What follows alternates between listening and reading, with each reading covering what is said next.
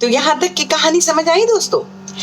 अब स्थिति यहाँ आ जाती है जब आप अपने होश में नहीं हैं, ठीक है, यानी कि अब आप तो हो गए अनकॉन्शियस। तो अब क्या करना है, ठीक है। जब तक आप अपने आप से खुद कर सकते थे आपने कर लिया, लेकिन आपने अपने ब्रेन के सिग्नल्स, अपने सेंट्रल नर्वस सिस्टम के सिग्नल्स को नहीं पहचाना। वो जो सिम्टम्स आपको हो रहे थे, जो पैल्पिटेशन, घबराहट, स्वेटिंग, पल्स बढ़ना, ठंडे पसीने आना, वो आप नहीं पहचान पाए। You cross that thing. Now you are in that state कि somebody else has to help you out। तो आपकी फैमिली को इस चीज के बारे में जानकारी होनी बहुत जरूरी है। अब आती है बात, क्या आपकी फैमिली आपके मुंह में ठूस दे चीनी या आपको पिला दे कुछ भी जब आप अनकॉन्शियस हैं या सेमी कॉन्शियस हैं?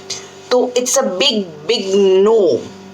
ऐसी स्थिति में आपको कुछ भी आपकी फैमिली को देना खतरनाक होगा, क्योंकि आप उसको एस्पिरेट कर लेंगे, वो चीज आपके फेफड़ों में चली जाएगी and it might lead to again death, you might collapse, ठीक है। तो ऐसी स्थिति में आपके फैमिली मेंबर्स, आपके रिलेटिव्स, आपके आसपास वालों को ये जानकारी होनी जरूरी है कि अगर व्यक्ति अनकॉन्शियस हो गया है, आपने उसको उस टाइम पर मुंह से ओरली आपने उसको कुछ नहीं देना।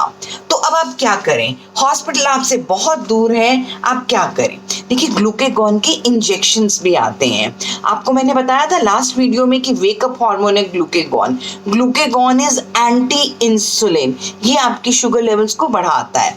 तो ग्लूकेगॉन के इंजेक्शंस आते हैं। जिन लोगों को हाइपोग्लाइसीमिया होता है, उनको मालूम है कि उनको हाइपोग्लाइसीमिया होता है, डायबिटिक्स को अपने पास ये इंजेक्शन भी रखा कीजिए, so that anybody who is around you, वो इंजेक्शन कहीं पर भी लगा दो, आप मसल में डाल दो, आप सबक्यूटेनियस स्किन में लगा दो, आप कहीं भी लगा दो, इट विल एक्ट इमीडिएटली। वो इमीडिएटली एक्ट करेगा, आपके शुगर लेवल्स हाई करेगा and you will get back into conscious. और कुछ नहीं हो पा रहा तो immediately shift the patient to the hospital.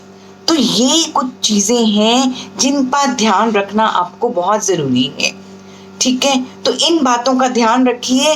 पहली चीज तो हाइपोग्लाइसीमिया को होने मत दीजिए, हो गया है तो उसको किस तरीके से ट्रीट करना है ये ध्यान रखिए। अब एक छोटा सा कंसेप्ट बता के I will leave this topic, that is known as reactive hypoglycaemia. So now what is reactive hypoglycaemia? It is something जब आपको ये नहीं मालूम अंदर से कि you are a diabetic, you consider yourself to be a normal healthy individual, पर आपके शरीर में कुछ चेंजेस ऐसे होने शुरू हो चुके हैं कि आप डायबिटिक होने चालू हो चुके हैं, आप प्री डायबिटीज से डायबिटिक की स्टेज के बहुत करीब आ चुके हैं। तो ऐसी स्थिति में आपको रिएक्टिव हाइपोग्लाइसीमिया हो सकता है। तो रिएक्टिव हाइपोग्लाइसीमिया क्या होता है? आपने खाना खाया, your food was very much loaded with carbohydrates, यानी कि आपने चावल रोटी अच्छे से तसल्ली से खाई, आपने अच्छा कार्बोहाइड्रेट की अमाउंट ले ली। अब उसके 2 से 4 घंटे के बीच में क्या ऐसा होगा कि आपकी शुगर लेवल एकदम डाउन जाएगी, आपकी शुगर लेवल एकदम डाउन जाएगी। अब एक नॉर्मल व्यक्ति क्या सोचेगा, मैंने अभी खाना खाया और मेरी शुगर लेवल नीचे गिर गई, वो यहाँ तक तो समझ नहीं आएगी। वो क्या करेगा, और चीनी ले लो, है ना। ऑब्वियसली किसी को भी लगेगा शुगर लेवल गिर रही है, घबराहट हो रही है, तो चीनी ले लो। तो दोस्तों, this is what is known as reactive hypoglycemia।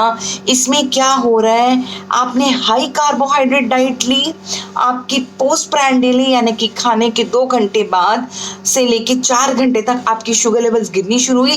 क्यों गिरनी शुरू हुई? क्योंकि इनिशियल स्टेज में जब आपको डायबिटीज होने वाली होती है ना, आपका इंसुलिन ज्यादा काम करता है, आपका इंसुलिन ज्यादा निकल के आता है पैनक्रियाज से कि मैं इस शुगर लेवल को नीचे कर दूं, मैं इस व्यक्ति को डायबिटिक ना होने दूं, मैं इसके ब्लड में शुगर बढ़ने ना दूं। तो इंसुलिन लेवल तेजी से बढ़ेगा। तो ऐसी स्थिति में जब आप उस टाइम पर अपना इंसुलिन टेस्ट करेंगे ना, अगर आप सीरम इंसुलिन करेंगे ना, तो आप देखेंगे कि आपका इंसुलिन बहुत रेज्ड है, यू आर इनटू हाइपर इंसुलिनीमिया। तो अगर ये चीज रिपीटेडली हो रही है, देखिए एक आधी बार कभी होगी तो आपको नहीं समझ में आएगा, बट अगर आप देख रहे हो खाने के 3-4 घंटे बाद आपके शुगर लेवल्स गिरते हैं, so kindly get your insulin levels check and you will find कि आपके इंसुलिन लेवल्स नॉर्मल से ज्यादा हैं। क्यों ज्यादा है? Because it is trying to compensate with your high blood sugar levels. ठीक है, तो अब इस रिएक्टिव हाइपोग्लाइसीमिया से आप कैसे बच सकते हैं कि एक बार में जब आप खाने बैठ रहे हैं तो आपने कार्बोहाइड्रेट लोड बहुत ज्यादा नहीं लेना, आपने कार्बोहाइड्रेट एक छोटी मात्रा में ही लेना है and try putting more of proteins in your fat and cutting out your carbohydrates and fats. तो आपने प्रोटीन की मात्रा बढ़ानी है अपने खाने में और कार्बोहाइड्रेट की मात्रा को कम करना है, और आप रिपीटेडली मील्स लो। एक बहुत हैवी बड़ा मील को आप अवॉइड करके रिपीट 2-2 घंटे 3-3 घंटे बाद छोटा छोटा मील ले लीजिए, जिसमें आपके कार्बोहाइड्रेट भी थोड़े थोड़े आ जाएंगे। तो आप ऐसे जब करेंगे तो ये रिएक्टिव हाइपोग्लाइसीमिया होने से आप बच सकते हैं। तो ये बात मुझे एक बताने का बहुत मन था कि ऐसी भी स्थिति होती है जब अर्ली डायबिटीज हो, जब आप डायबिटीज के अभी तक आपको नहीं पता बट आपकी बॉडी में वो चेंजेस होने शुरू हो चुके हैं। So I think this is a lot of information which I have given in these 4 consecutive videos. Kindly go through them. अच्छे लगे तो मेरे चैनल को प्लीज सब्सक्राइब करें, और कोई सवाल हो तो प्लीज आप इनबॉक्स कीजिए। I surely answer your questions. Thank you so much. Thanks a lot friends.